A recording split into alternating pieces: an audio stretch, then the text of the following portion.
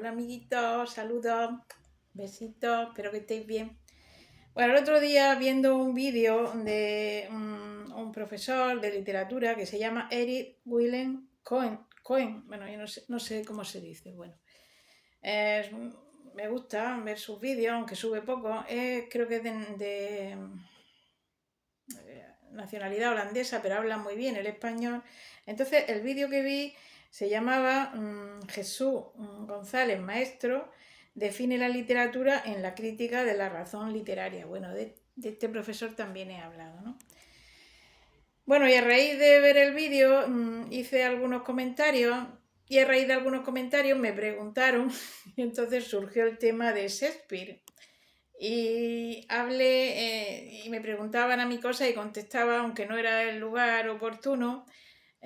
Surgió el tema de que si de la polémica que hay, la teoría que hay sobre si las obras de Shakespeare, las tragedias de Shakespeare en concreto, las escribió él o pudo escribirlas un tal Francis Bacon, que era un filósofo que vivió en la misma época, incluso murió después que, que Shakespeare, ¿no?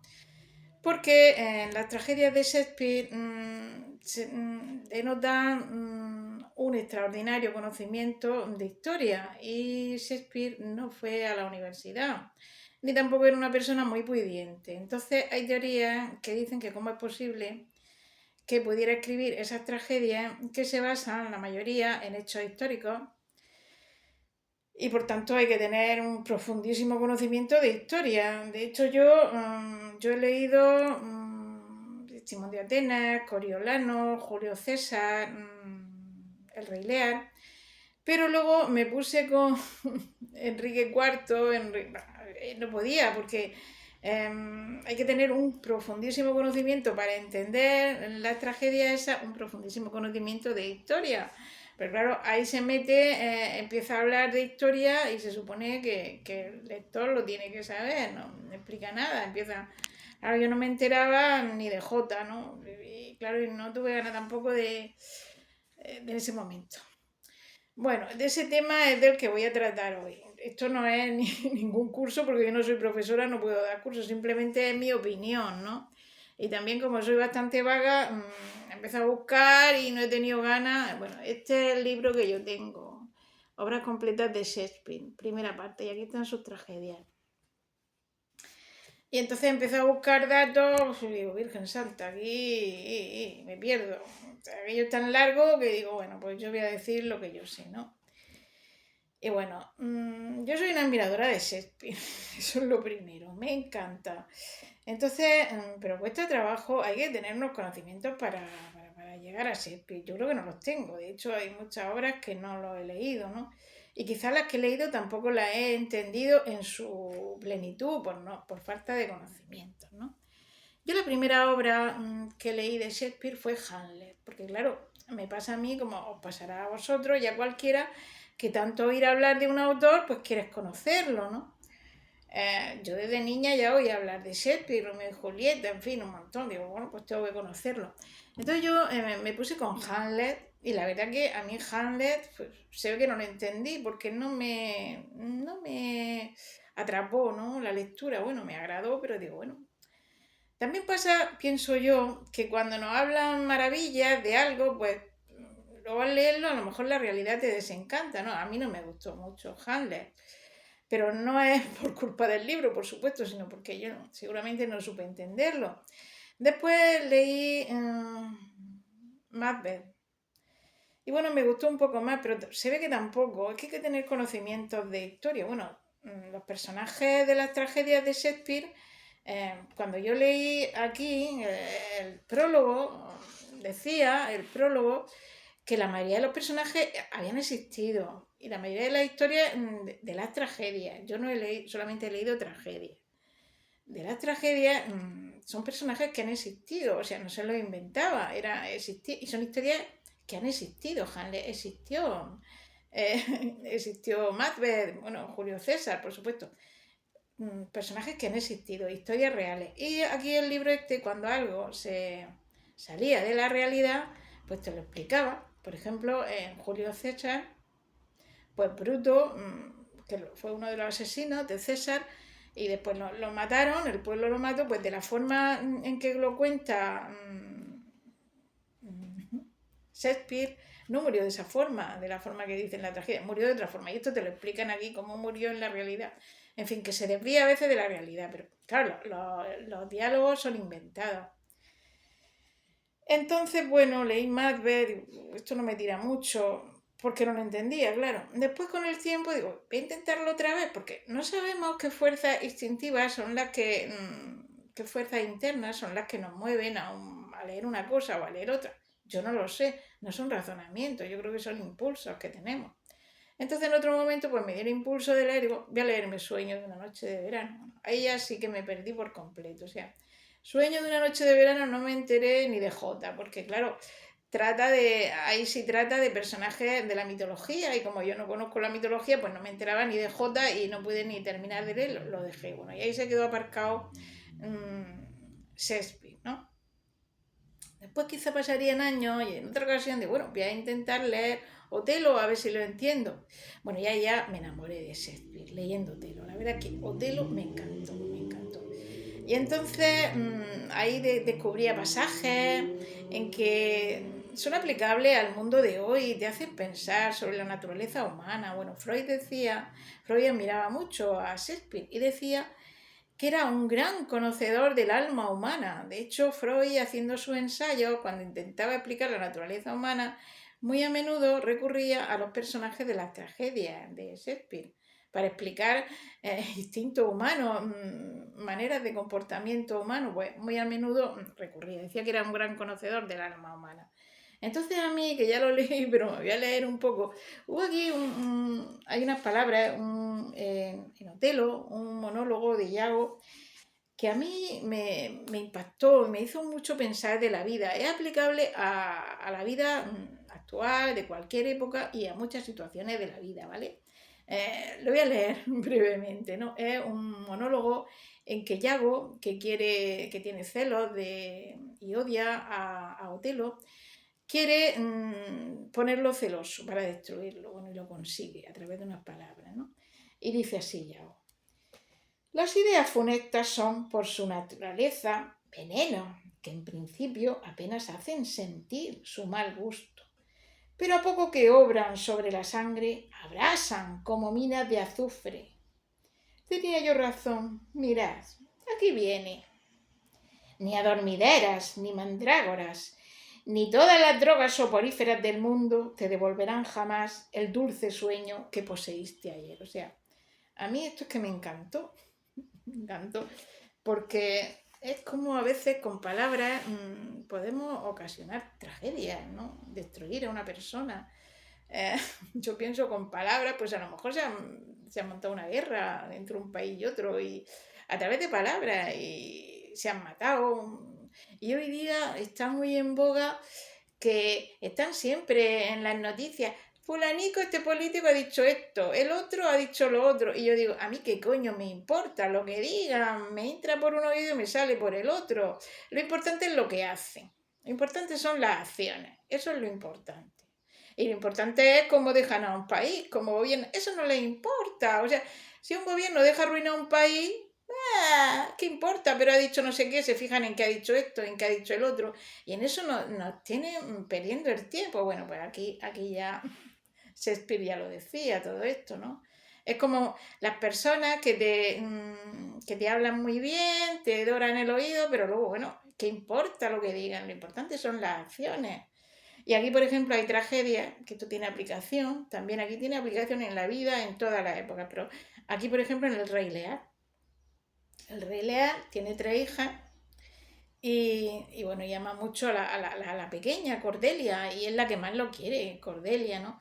Y las otras son unas lagartas de mucho cuidado. Entonces, si le ocurre al rey preguntarle a sus 3 hijas cuál de ellas lo quiere más, con palabras. Entonces, claro, la gente falsa te va a hablar muy bien. Y eso en toda la época. Entonces, la hija mayor, ay, padre, pues yo te quiero, yo haría por ti esto, el oro y el moro, yo haría esto, lo otro, la otra, segunda. Yo también, yo haría esto y lo otro. Y la otra pequeña, que es la que lo quiere de verdad, más sincera.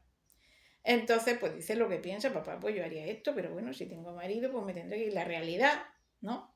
Y entonces el hombre, por fiarse de las palabras, esas hijas mayores lo envenenan, como dice aquí. Que la, uf, es que lo he quitado, sí.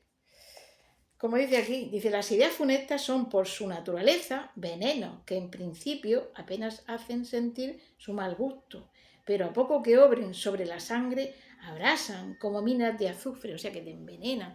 Bueno, pues este hombre, las hijas mayores, pues lo envenenaron también con esas palabras tan buenas. Bueno, nosotros te queremos y haríamos esto y lo otro. Y entonces lo que hace a Cordelia, la menor, que es la que lo quiere de verdad, pues no sé, creo que llega a desheredarla o la echa, no sé, se porta muy mal, ¿no? Y entonces ya se da cuenta más adelante que la hija que él se creía, porque le hablaban bien, se creía que lo querían más, y era mentira, ¿no? Y esto pasa en la vida, pasa todos los días, pasa en todas las épocas, pasa en cualquier persona que me estéis oyendo. Pensad en alguien que os habla muy bien y luego es mentira, habéis descubierto, o ha hipnotizado con sus palabras, o lo habéis creído, y al final habéis descubierto que y a lo mejor os ha arruinado la vida, ¿no? Pues esto lo decía Shakespeare en el año 1600, ¿no? O 1500. Shakespeare nació en 1564 y murió en 1616. O sea, a mí me ha encantado Shakespeare, me ha parecido lo más de la literatura, mi preferido, ¿no? Entonces estuve un tiempo leyendo tragedias de este libro, de obras completas, pues leí eso, Otelo, después creo que leí Timón de Atenas, Coriolano. El Timón de Atenas trata de la ingratitud humana, ¿no? Bueno, y eso vosotros lo podéis pensar, habéis sentido en la vida, ¿no? Y también Coriolano también, trata de la ingratitud humana, ¿no? Y entonces yo, pues leyéndolo, me anotaba cosas, ¿no? Y, y digo, esto tiene plena actualidad, es que esto te abre el cerebro, te hace pensar. Si alguna vez estuviéramos dominados por un totalitarismo, si se pueden leer las tragedias de Shakespeare, eso abre la mente, eso te hace pensar, eso es una maravilla, lo más de lo más, ¿no? Pues eso, pues el Timón de Atenas, pues también es un hombre bonachón, con sus amigos, que le presta dinero a los amigos, a todo el mundo, haciendo banquetes, que no mira por su economía, sino ya de tan generoso, se pasa de generoso. Y entonces su criado le está advirtiendo, oye, no gastes que la bolsa que se acaba, que la bolsa se acaba, que nos quedamos sin dinero. Y de, no pasa nada con los amigos que yo tengo. Con los amigos que yo tengo, si alguna vez me pasara algo, mis amigos responderían de mí. Bueno, y esto pues a vosotros, pues a lo mejor a algún familiar, a vosotros mismos, os ha pasado, gente que os está pidiendo dinero, que os pone buena cara y luego no lo devuelven y os enemistáis con un familiar, con un amigo. Bueno, pues todas estas cosas trata el Timón de Atenas, ¿no? Sobre la ingratitud humana. Claro, se lo gasta todo en convidar a los amigos, en prestar dinero y tal, y luego, cuando se ve apurado, pues va a la casa de uno y ni lo reciben, va a la casa de otro y todos le cierran la puerta. Entonces se ve en la ruina. Y entonces en aquellos tiempos esto es una historia real, es que son todo historias reales, más todavía, porque se aprende de historia. Al menos bajo mi punto de vista, porque habrá otras personas que más eruditas que piensan que bueno, que tiene que ser ficción la literatura y que esto por ser real, que por ser historias reales, que a lo mejor no es literatura. Yo pienso que no, por supuesto que es literatura, bajo mi punto de vista.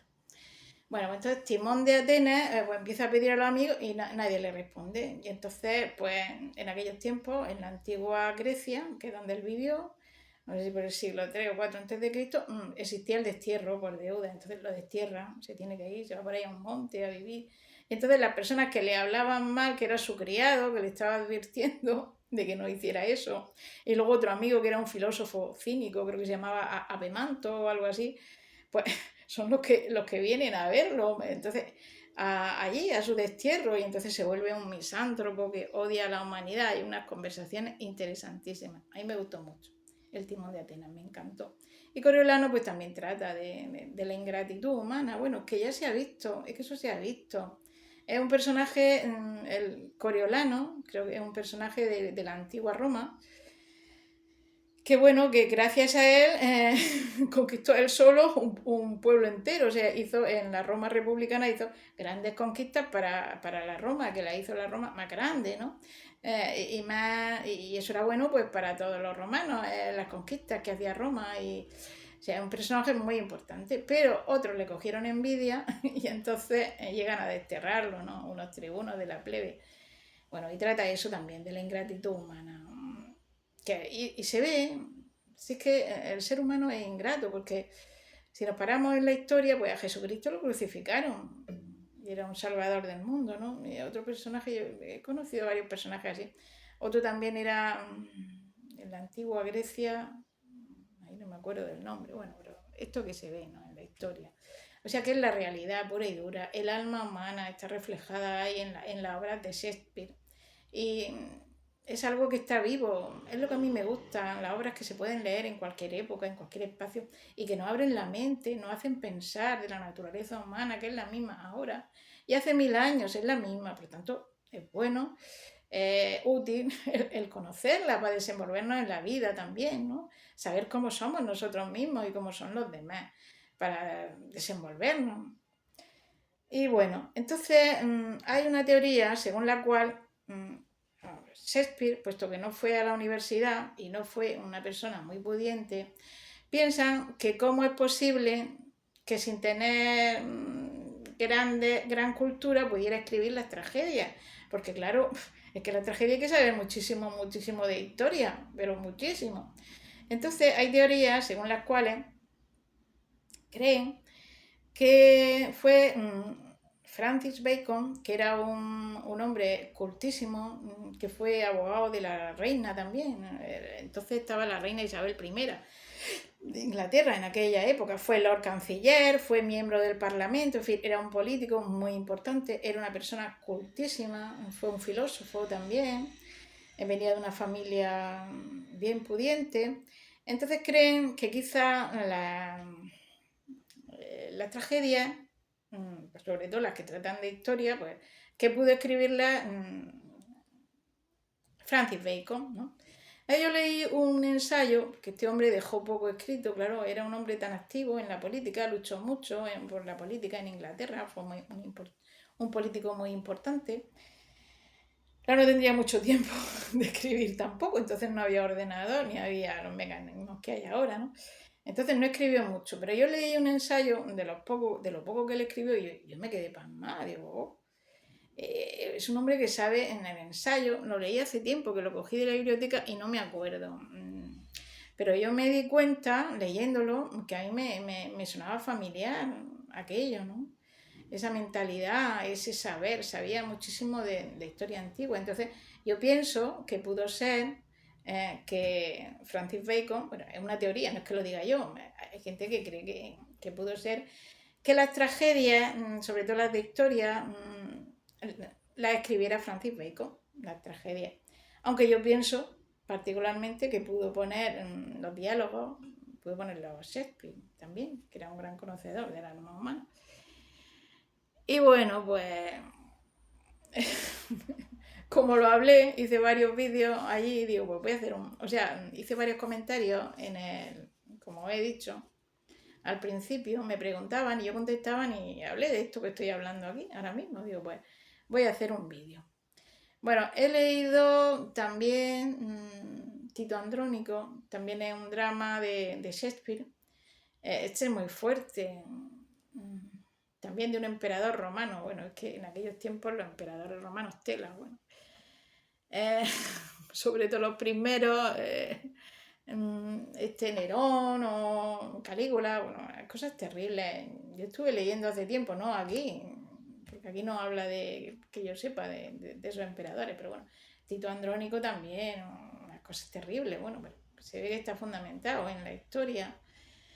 Y luego vi Ricardo III, lo vi en teatro en Estudio 1, lo vi y me gustó mucho, pero claro, también hace falta tener conocimientos históricos para entender Ricardo III, tela. Luego empecé a leer ya Enrique IV, tiene ahí un montón, Enrique IV, Enrique V, Enrique VI, VII, no sé si hasta el octavo, claro, eso, si no sabes de historia no te enteras de nada. Creo que empecé a leer también Juan Sin Tierra, que bueno, que sabía un poco de la historia de Juan Sin Tierra. Este fue hijo de de Leonor de Aquitania, de la famosa Leonor de Aquitania, y hermano de Ricardo Corazón de León, bueno, también un personaje de mucho cuidado. Y entonces empecé a leerlo y aún sabiendo un poco de historia, de esa historia, me perdía, porque, o sea, la persona que escribió esa tragedia sabía muchísimo, muchísimo de historia.